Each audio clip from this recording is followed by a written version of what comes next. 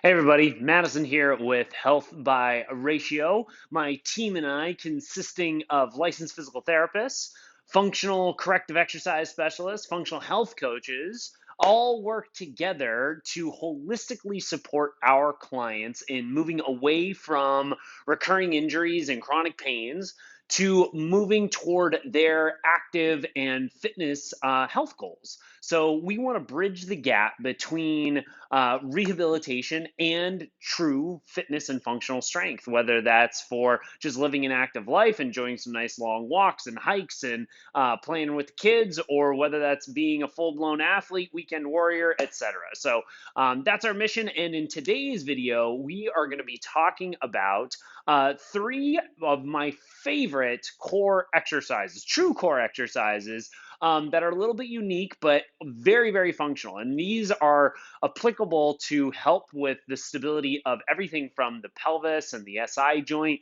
as well as stabilizing and supporting the lower back, and then all the way up to the thoracic spine and the neck. All of this is interconnected through this gigantic complex of tissue that we call the core. And these are some really good exercises that translate to our runners, that translate to our golfers and our tennis players, as well as the people that are avid hikers or like to bend over consistently and garden, whatever it might be. These are techniques that we use kind of across the board with many of our clients. Obviously, not everyone does the same thing, and not all three of these are appropriate for every single person, but chances are one of these three are going to be a very, very great starting point in a functional exercise that's beyond like your typical like side plank or half side plank or neutral plank or leg lifts or your typical dead bug. We are going to do a dead bug, but it's going to be a different version, or bird dog or that kind of stuff. All those are good exercises, but most of us have done most of them many times over. We've all been to physical therapy and gotten the prescribed 3 sets of 10 over and over and over again. And these are good basic foundational exercises, but do they actually translate to how we live our life? So instead of kind of doing these kind of basic limited strength developing core exercises, we're going to take it up a notch, get a little bit more functional, and try to connect the dots to how the body is actually being used on a regular basis. So that's what I want to jump into now. But even real quick before that, guys, if you are curious on understanding much more thorough explanation to what's going on with your body, how it's moving, because we want to know how the whole thing is being impacted, because we got this kinetic chain where every component of the body is connected.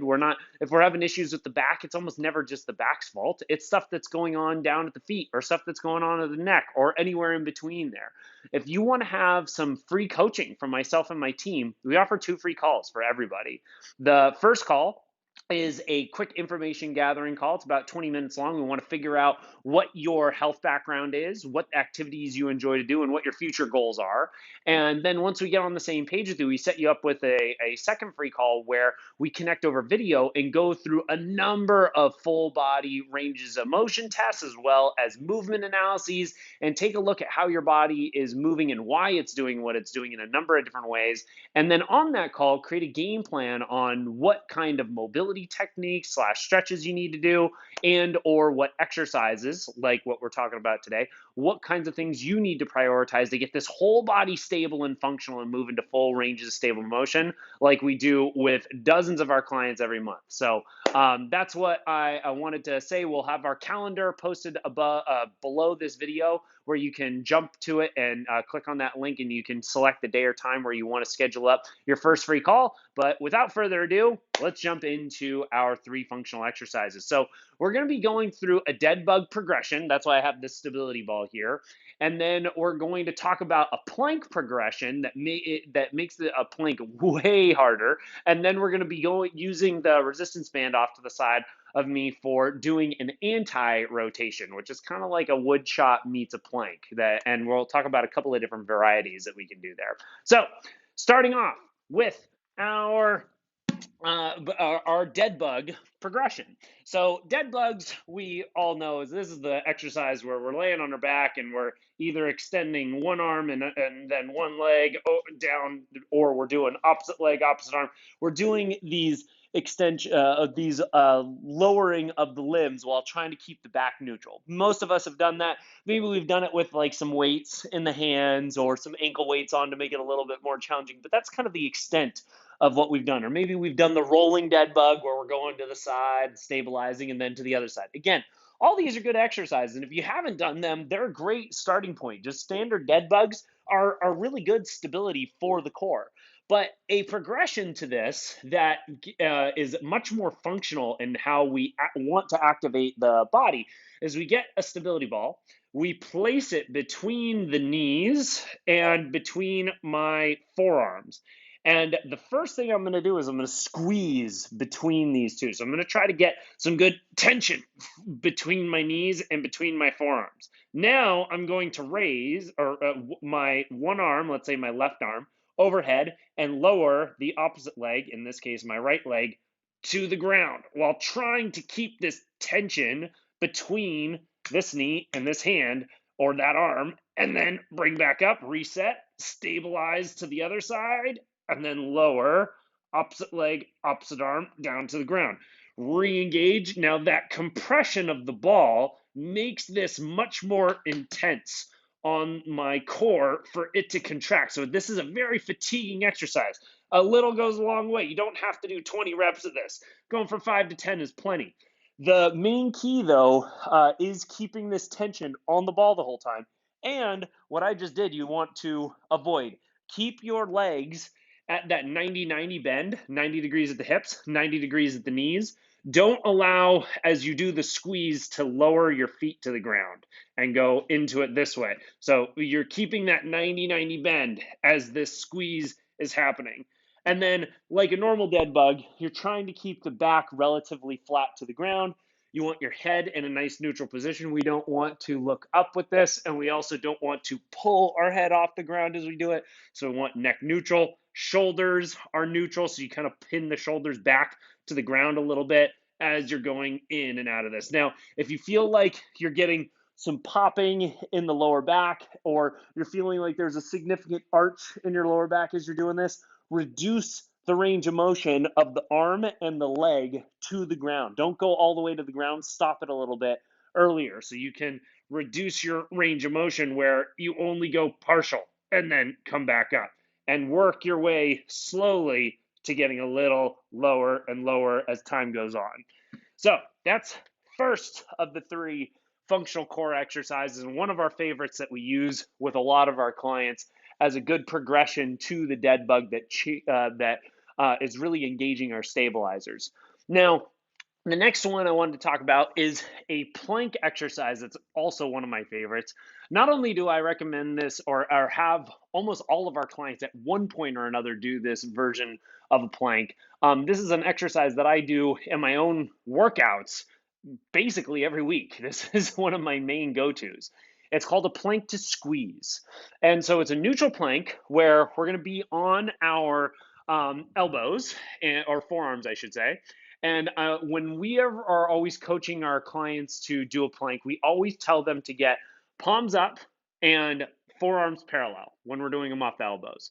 We do not want hands together. That puts the shoulders in internal rotation when we do that, and it makes it much more likely for us to round the shoulders into the ground. So when we have the forearms neutral, it allows us to keep a much better postural position at the shoulder girdle and neck itself.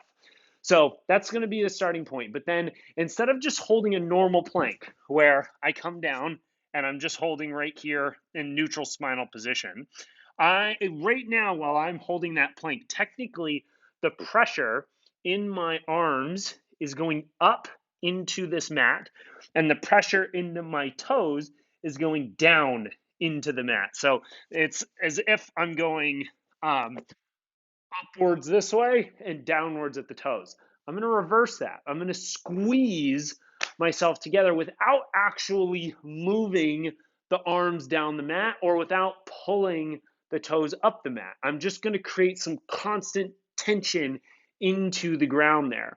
What's going to happen when I do that is as I squeeze these arms down, similar to what I was doing with the dead bugs when I was pushing the arms down into the stability ball, when I pull those arms down, I'm going to engage my back musculature that runs into the stabilizers of my core. So it ends up causing the stabilizers of the core to get pulled taut and turned on, and it makes the plank exponentially harder. So if you normally hold a plank for, let's say, 30 to 60 seconds, know that this is going to be 2 to 3 times harder than that. You're only going to hold it for 10 to 20 seconds kind of thing. That a little goes a long way on this. So how this looks, it should basically look the exact same. There should be almost no difference in your position when you're holding the normal plank to when you're actually engaging the squeeze, other than maybe a little bit of movement at the elbow as the skin is kind of being pulled into the ground. So as I'm in this position, I get neutral first. I want my shoulders back a little bit. I got my palms facing up, my forearms parallel. I'm going to squeeze my glutes a little bit, but just by thinking about clenching my butt cheeks. My neck is neutral. I'm not looking up as I do this, and I'm not letting my chin go to my chest. I'm staying neutral here. And now I'm just going to pull those elbows down toward my toes. And I'm not letting myself move at all as I do that. What's key, and the reason why I'm engaging my glutes, the reason why I'm keeping the shoulders back, the reason why my neck's neutral, is I don't want my hips to dip down to the ground at all. That's one very easy thing that happens. That's going to cause this to go into the lower back. That's what we want to avoid. We want to keep this tension throughout the entire core. So what I'm doing, my hips are neutral. As I squeeze, my hips are still neutral. I'm not letting them dip down at all. That is a no-no with this exercise. So hips are neutral. The other thing is I'm not letting my shoulders go upward. So meaning as I do my squeeze, I'm not letting my shoulders come up toward my hands. I'm keeping my shoulders in place. That's where it's important to have the toes pulling up into the ground. That's what counterbalances it and keeps you from allowing your whole body to move forward, or upward, I should say. Now, if you do this exercise and you're like, all right, my hips are neutral, I'm not allowing them to dip to the ground at all, and I'm not moving my shoulders up toward my hands when I start the squeeze, but it's still not that hard. Chances are there's one little thing that you need to adjust and it'll fix it. Is your elbows want to be at about 90-90 when you do the squeeze. And if you start with your elbows, let's say just a little bit more, a little bit lower, a little bit more toward your chest. When you get started, when you do the squeeze, if right now my elbows are underneath my shoulders, this is not nearly as hard as if I walked my elbows 1 inch higher and then did it from here. Now it's extremely difficult. So that little bit of difference from doing the squeeze from here versus doing the squeeze from here makes all the difference in the world in how challenging this exercise is.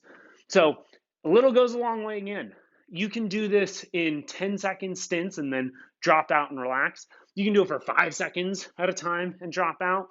With a lot of our clients, we start them off with just going 5 seconds, then lay down on the ground, pop up 5 seconds later, do another 5 seconds, lay down, and do that 3 times. Like that's a set for them. If someone is fairly strong and they can want to practice this a little bit more, they can do 5 to 10 seconds at a time of squeezing and then stop the squeeze and just hold a normal plank for another 5 to 10 seconds. So I can go here, squeeze for 5, 4, 3, 2, 1, then just hold a regular plank, hold that for 5 seconds or so, and then do another round. Squeeze again, 5, 4, 3, 2, 1.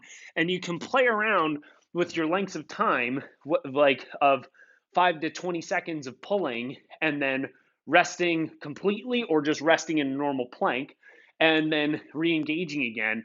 And it's a really challenging core exercise. All right, so that's 2. The third that I want to talk about is an anti-rotation. This one is more for the obliques themselves, but like these are very, very important stabilizers and are integral in, like we talked about at the beginning, in hip stability, specifically around the SI joint, but very much so in the lower back and trickling all the way up to the neck.